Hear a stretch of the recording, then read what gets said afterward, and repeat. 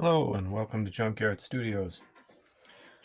Because I'm a music gear junkie and I have no friends, I need a drum machine to fill in the gap on the percussion end of the things that I tend to write. And that's where my friend the Kawai R50 comes in. I really like this drum machine. I always have. It was one of my first drum machines I ever had. It was in my first band.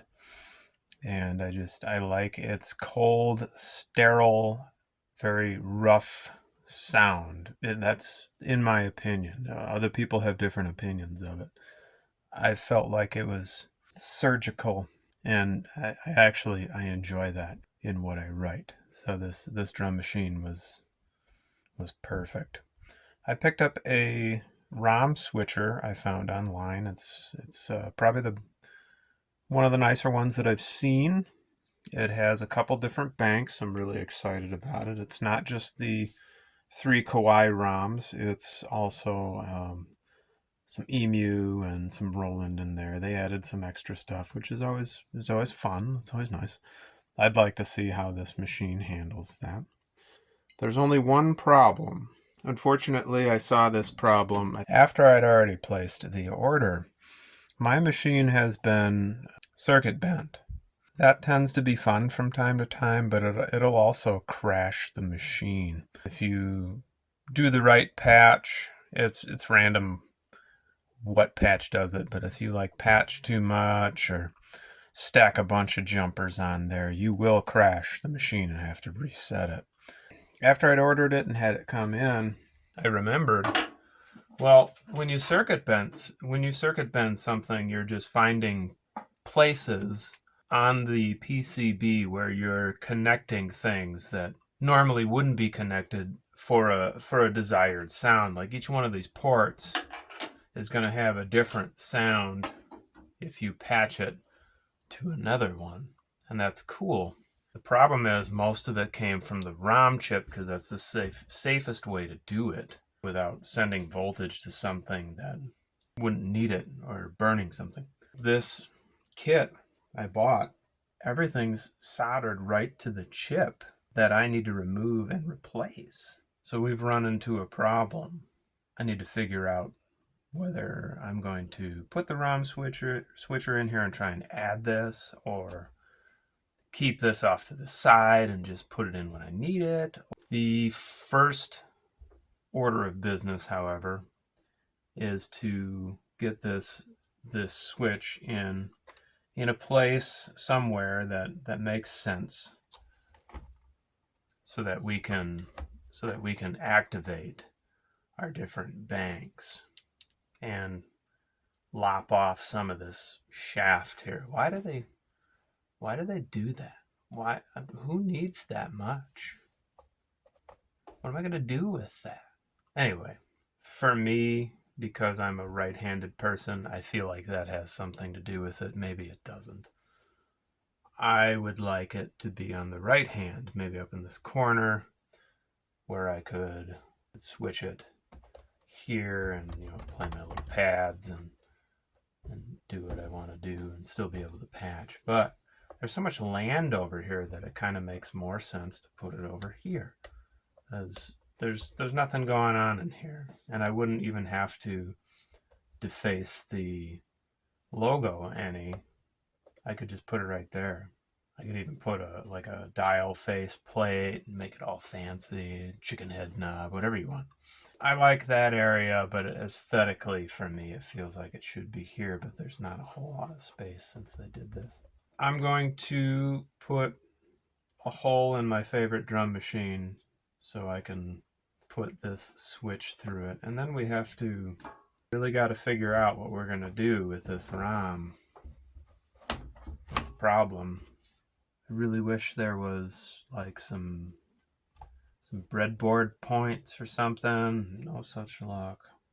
All right, I went a little different direction, and I picked up an R100 at a pretty good price.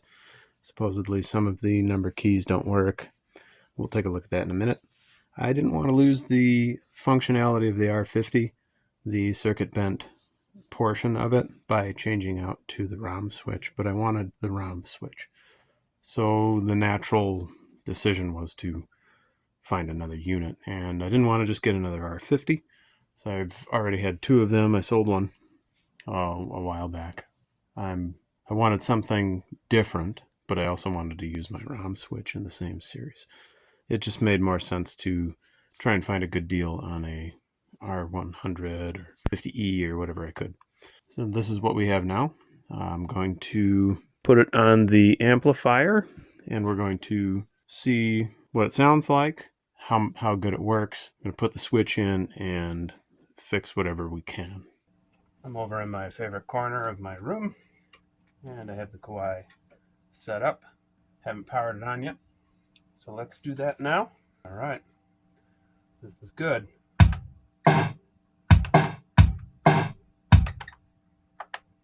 Uh-oh.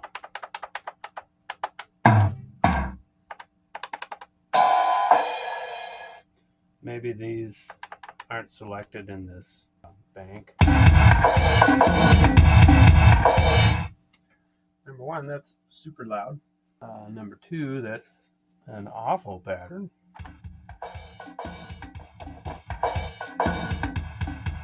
What would you even use that for? But it works, that's good. Call pattern 1. So button 1 works pretty okay. That's better, huh? Do something with that. Let's call pattern 2 maybe. Nothing on pattern 2.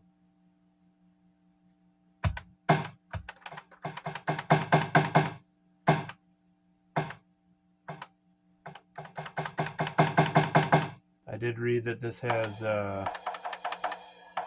velocity sensitivity.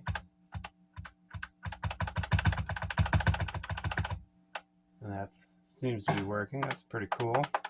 I still got nothing here and here. Let's go to pattern 3. Uh-oh, button 3 doesn't seem to work.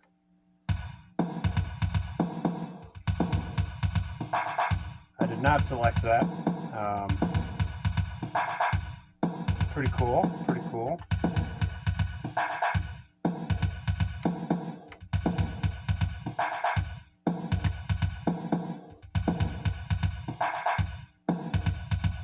Got a little bit of a mind of its own here.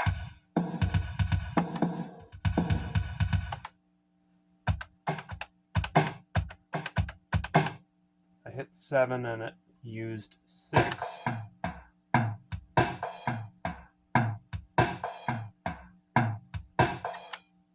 They weren't lying about the buttons not really working so great. I guess that's enough of a demonstration. I'd actually like to play around with pads. Oh, there it is. That makes me feel better. On that bank set, they just didn't have anything selected for those 2 buttons because they're working now. Love that sound. Gonna use that later. So it appears the most important. Ooh, that one's a little sticky too. Most important section seems to be working. In order to check these buttons up here, I think I have to build a pattern. Because right now they're just giving me options. Yeah, 3 doesn't work very well. None of the buttons work really well. And it seems like these are really squirrely and everything in here is really squirrely. But everything here seems to be working pretty well. I think that's a good enough demonstration for now. I think there's more banks in here to be found, but clearly we've got some work to do. We're going to take this apart. We're going to take a look at the buttons, see if they're destroyed, see if they can be fixed, whatever's going on with it. I think I can order some of the switches, and then we're going to change the bank ROM into this. We got into the guts of this machine, and Trying to get at the buttons right now is going to be pretty difficult. I'll have to, I think I'm going to skip that for now, and we'll show that later. There's like 1,300 screws to take apart there. Inside is actually fairly clean for an 80s drum machine. The ROM is on a switchable standoff, which is really nice. This should make our modification go by a lot faster. I'm going to try to put it in kind of temporary for now. I want to see if it works. I think it should. The seller had very good feedback. I'd rather put it in temporary for now just to kind of play around with it, and then we will take a look at the buttons and fitting this right. And another thing I noticed is the screen is kind of dim. They sell new ones, so I'm not too worried about that. We'll maybe order one of those at some point. Pretty long leash for this ROM switch. Pretty happy about that. Orientation is what I'm going to be concerned with here. Doesn't give me any orientation notes.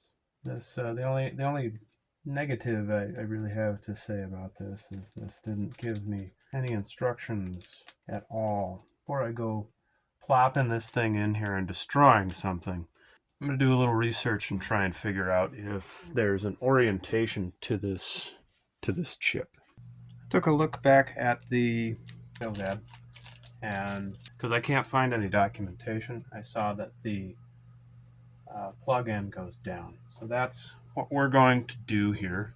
I'm going to flip the little switch up here, which should release our OG ROM chip. I'm also going to need some extra tools. We're dealing with delicate digital circuits, so I'm going to clip my anti-static wristband onto the machine. I also have these tweezers that pull digital chips. I'm going to take those because I don't want to damage the OG ROM. Whoa, that's not what I wanted.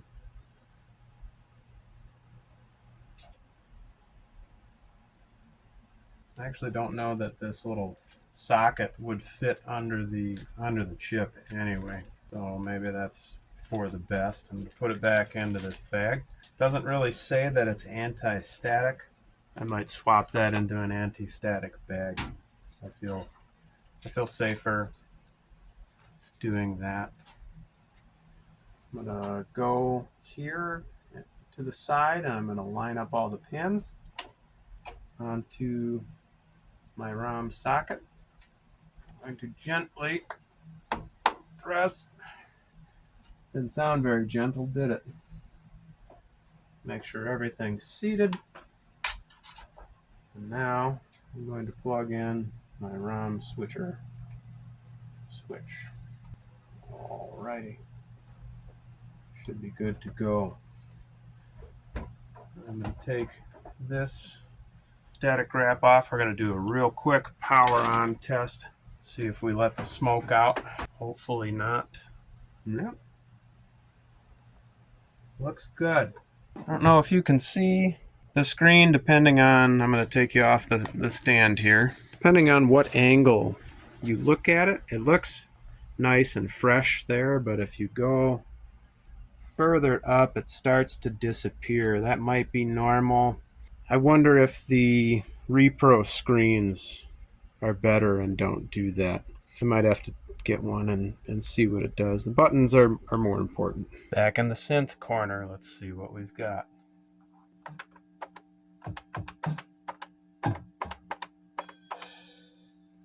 Not sure what bank we're on.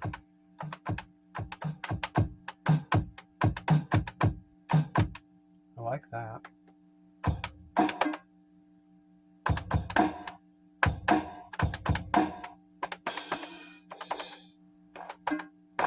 Like that a lot too.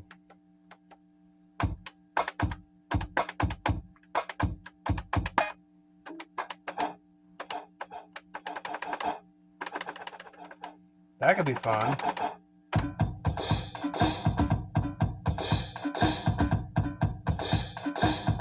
Interesting pattern. I think that's that same pattern we hated before, but now it's okay.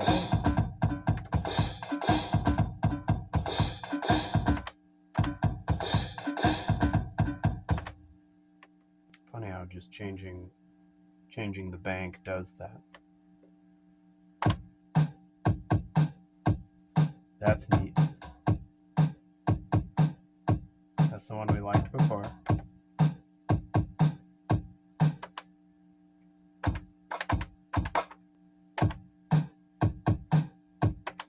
So it's taking all the patterns from the first set of sounds. I'm gonna switch the bank.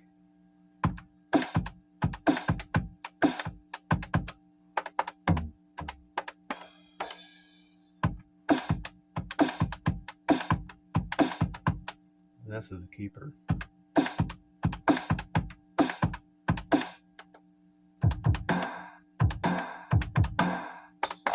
Getting better by the minute.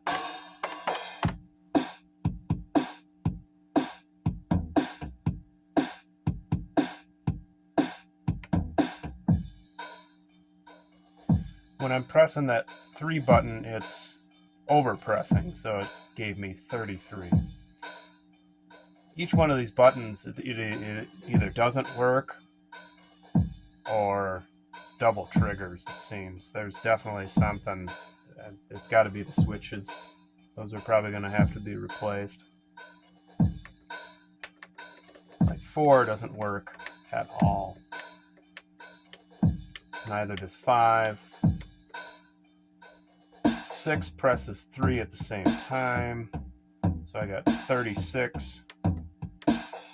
9 and 8 don't work. 7 double triggers, so I got 77. Neat patterns. Pretty happy with this. I have a feeling there's some more sounds that I'm missing. Instrument select is kind of squirrely as well.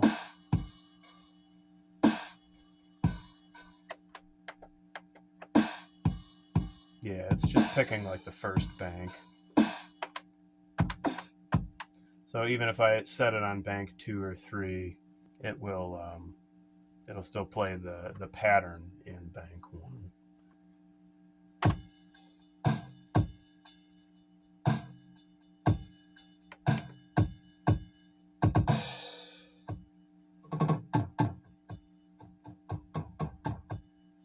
Interesting pattern.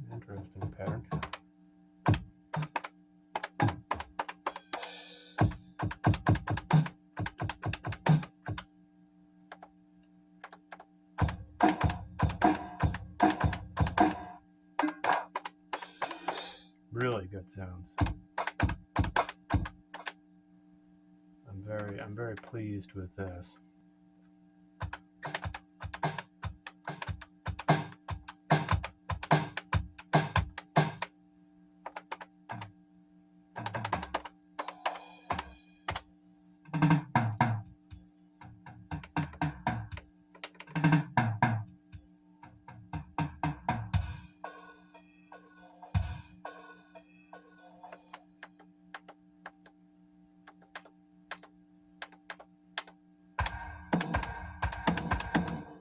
We're on a Kawai bank. I definitely recognize that bass drum.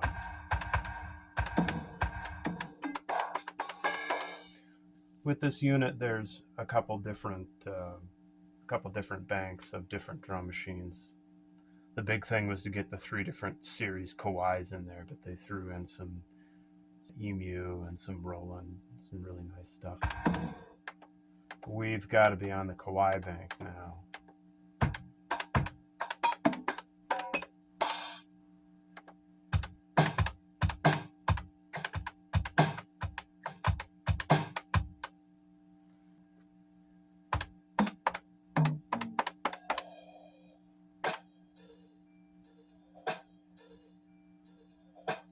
This bank's fun.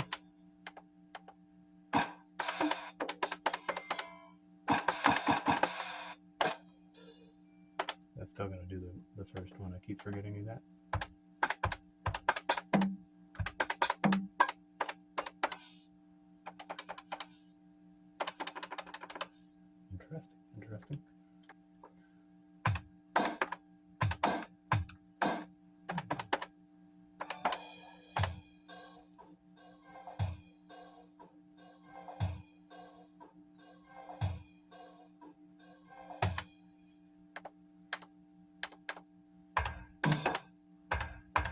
That's fun.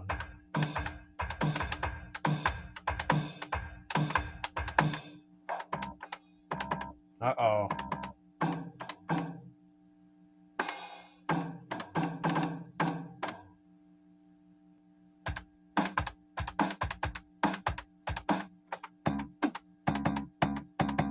Really cool bass sounds.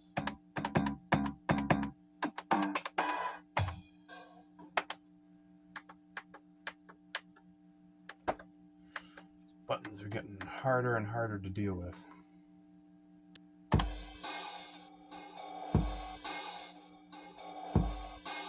Like that bass. Like that bass. This might be the rolling stuff.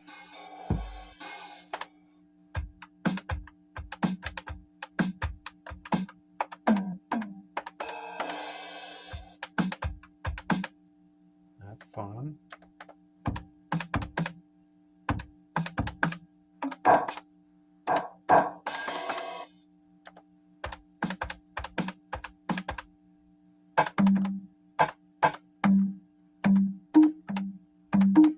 Those are fun.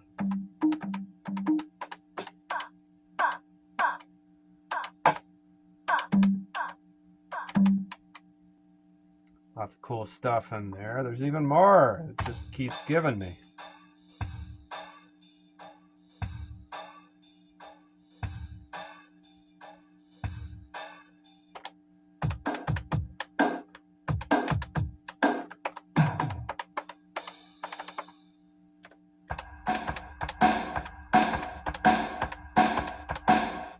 Think of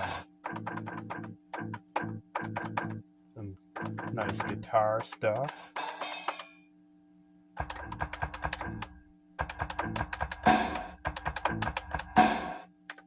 Good times.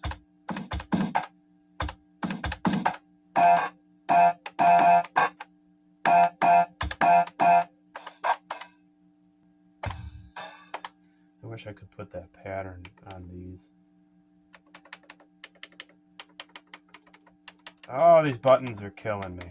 These have got to go.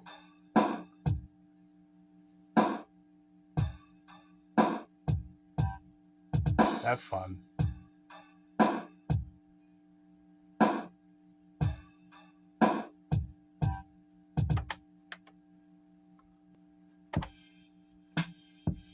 Ooh.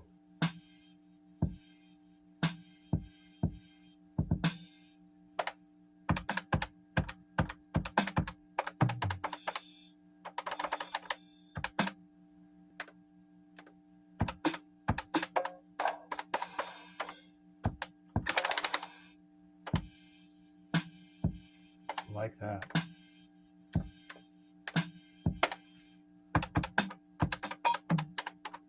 Yeah.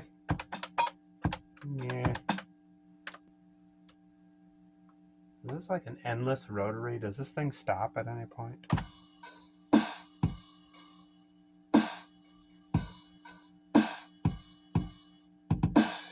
That sounds like we've been here before. I think we're back at the beginning. You gotta be, right?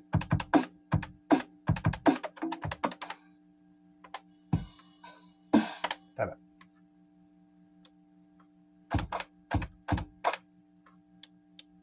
Yeah, it's an endless rotary.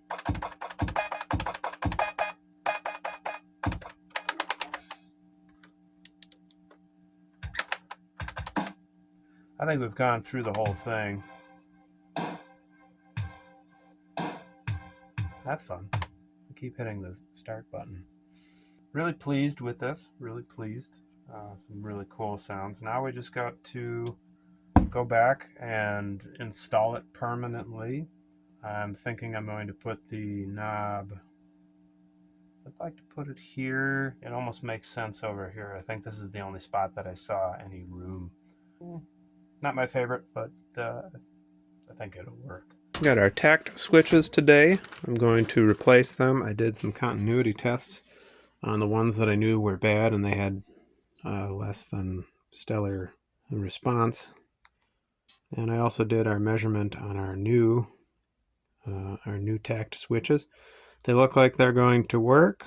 the pins line up. I'm not going to say that they work just yet. I want to see them in action. But the response, the continuity response was way better. The thing with these switches is they don't connect they connect side to side, but from this terminal in the corner to the other terminal in that corner, and the same with the other two. So you can flip them around as long as, there's only one way to solder them in, so you can flip them around and they all end up being the same. So I'm going to solder those in. I removed the board completely and I marked all of my connectors, even though they pretty much land where they go on the board, but just in case something got mixed up or I had any questions, I marked them anyway. I suggest you do that anytime you have a bunch of connectors you need to disconnect. Because trying to do this work with that board over the top of the machine is going to be a pain. So I'm going to take all of this out of here. I'm going to clip to ground just for safety. I don't always use the grounding cable. It's not a bad idea to do it. I haven't necessarily had an issue, knock on wood, but if you want to be absolutely certain, for sure, put it on. It only takes a couple minutes. It doesn't get in the way. So we're going to move all this out of the way, desolder the board, put the tact switches in, solder it back, put it back together. We're also going to work on the switch. I was going to cut it into the top there, but it keeps hitting the transformer. The problem is that's the only available real estate for that switch to go into without it hitting something. I guess I could stick it through the side of the drum machine, but that just seems impractical to me, like it'd get damaged. So what I'm going to do, I kind of mocked this up. I might not stick with it. I'm going to put a piece of plastic on top of the drum machine and secure it with that switch in place and a hole drilled through the top, because I've already drilled a hole anyway, so that it has more room and isn't by the transformer, and it'll allow the case to close. This pot is kind of impractical for this case. It's too big to go anywhere that it can go safely. I guess I could have stuck it behind this wire loom, but I'm not sure it doesn't look like there's any text over there. I might have been able to put it in there, but it's kind of impractical. I had my heart set on it being in that upper right-hand corner, and I'm pretty much committed at this point, so I'm going to make it work. It's been so long since I used this anti-static mat, I almost forgot I had it. I put the board on the anti-static mat. I've got the first tact switch removed. It came out just fine. It's not too bad. I'm using this little solder bulb down here. I do have a solder removing station. It's kind of a homemade job, but it does work really well. The bulbs sometimes are just quicker and easier for this project. I'd kind of like to show you what I do with those, because they can be pretty finicky. Some of them are cheap, and they will eventually break. And I've bought maybe 4 to 5 different types, and they're all relatively about the same quality. The only thing I'll say is maybe the cheap Radio Shack ones from back in the day, not that you'd be able to find them anymore anyway. Those are probably the worst. I have a Weller and Deco, and I also have a Weller that I took the Radio Shack tube out of and just stuck it into a regular pencil soldering iron with the bulb and everything. And it's nice having a few of those hanging around, because you've always got parts. You can swap them around. They probably last, under moderate use, they'd probably last 10 years apiece. They're not too bad. They're a little finicky to use. I know people complain about them, but once you get the hang of them, they're not too bad. The way that I desolder stuff with them is, as you can see, I've already desoldered here. I let it heat up, so go get, plug it in, set it down on a surface that it isn't going to burn anything, and go make yourself a cup of coffee or some tea or something, and by the time you come back, 15, 20, 25 minutes, it's just like a pencil iron. It depends on the inner conductor thing, how long it's going to take. Sometimes it's quicker, sometimes it's slower. I empty the bulb because sometimes stuff gets trapped in there. And before I go down onto the pad, I press the bulb, because otherwise you won't be able to suck up the solder. And I let it dwell for a little bit of time and get all the solder out. You don't want it to dwell too long because obviously you're going to burn the part. It will remove most of the solder on the pad, except for the pin will be stuck to the side sometimes, not all the time, of the pad that you remove the solder on. So I take the iron and I just kind of break it loose there with the heat. Sometimes you can push it with your fingernail. You don't even have to do that. On the more stubborn ones, I kind of find it helpful to sort of rotate a little bit. Don't get too crazy with it, because you could damage traces. These traces are probably very tiny. And this board's actually built pretty well and doesn't seem to lift, but I've worked on stuff where you would look at it funny and lift the trace. It's not advisable to, press in real hard and move around a bunch. Just enough to get the solder out and get what you need. I wanted to include that sort of a tip for people that may not be familiar with the bulbs, or you heard all the bad stuff about them. And they are kind of finicky and they're not really the best solution. But like I said, when you're doing a run of tact switches, like 20 of them, it's just, for me, it's easier. I was kind of playing around with these old switches, and they're actually pretty high quality. There's a little tab there that you can take that little metal ring off and they come apart. And it's just a little dome with 2 or 3 contacts underneath. I believe might be only 2. So I might not even have to desolder all of these. I could possibly take those apart and clean them. I did try with one. I took it apart and I hit it with some cleaner, and it got better response. It actually gave me continuity, because I tested the switch when I pulled it and I wasn't getting continuity. When I cleaned it and put it back onto my tester, it does give continuity. So if you don't feel like desoldering all of these and putting new switches in, you might be able to get away with cleaning the contacts with some kind of electronic cleaner, or I've heard a pencil eraser can work. I've already ordered the switches, so I'm going to go ahead and solder new ones in because I think they're going to work better. But I'm going to hang on to the old ones, put them right back into the foam block for spare parts in case something happens down the road. A few other things I wanted to note. This is a single-sided PCB. If you're not familiar with that, that means that the solder mask is only on one side. If we flip this board over, it's the brown PCB material. So there's nothing to worry about on the other side, which is good because we can just fill in these pads and not have to worry about dwelling long enough to get it down through the hole, because sometimes that has to happen with double-sided PCBs. Double-sided PCBs are, for me anyway, they're a pain. It can be done. It's not a whole lot of fun. The other thing to note, if you're having a problem with these switches up here, they are a different size.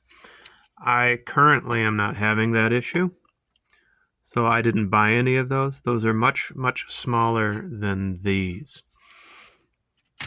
The size of these switches, pardon the dirty napkin, and the thumbnail is 12 by 12 by 7.3 millimeters. So when you're looking for replacement parts, look for 12 millimeter by 12 millimeter by 7.3 millimeter. And what that measurement is, 12 is across, 12 down, and then 7.3 is from the base, the very bottom, to the top of that button. This video is going to be a little longer than normal because it doesn't make any sense to split it into 2. We put the mod in. I had to cut an extra hole up here for the switch because the switch was too fat and kept hitting the transformer no matter where I put it. So I had added this little piece of plastic. This is actually a hard drive bezel from a computer, and I just bolted it to the front because I had to cut a big ugly square out to get the knob to work. Those are the only 2 complaints I have about this modification. The documentation is a little lacking. Luckily, in the auction, there's a photo of how the chip gets oriented, and this knob is pretty fat, but it sounds good, and it's absolutely worth it. I would get it if I was you. I replaced all the switches. I think you saw what you needed to of how to do that. I also put everything back. I think you saw some of taking it apart and putting it back together already. Putting it back together is just the reverse of taking it apart. So now we have a terrible pattern. I can use my buttons again, but what's weird is if I want to do 3 and I just hit 3, it goes to 13. I think that's normal. I think if you want 3, you have to hit all 3 first. I'm hoping that's normal, but even if it's not, like I hit 2 and it hits 32 for some reason, even if it's not normal, that works a lot better than it did before, along with all of these switches. You saw me struggling in the video before, and they're all working pretty well. This group select doesn't seem to work so hot. Wonder what that's all about. That might be a function I'm not sure of, but I'm pretty sure I should be hitting this group select button, and it should be changing to song, chain, and function. And that's going to be a problem, because that's going to be the next thing we're going to be playing with this drum machine. That is upsetting. We'll have to take a look at that. But our button pad has returned for the most part, and we're able to select things now.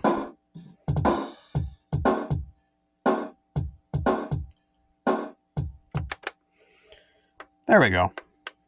It must have been stuck. Anyway, that's the end of this video. I was going to show the R50 playing with the R100 because you can MIDI sync them. However, it's actually a good thing I didn't modify the R50 because it is acting very weird, and I did not power it up to figure it out. So there might be a R50 video after this about what's going on with my R50. I hope you enjoyed the video and you found something useful out of it. I'm going to probably make another one about using this drum machine because I couldn't find a really good video about the programming half of it. It's probably going to take me a while to figure it out. So I keep on the lookout for that. I'm not sure when it'll happen. I've got a couple other things I'm working on. Thanks for watching, and we'll see you next time.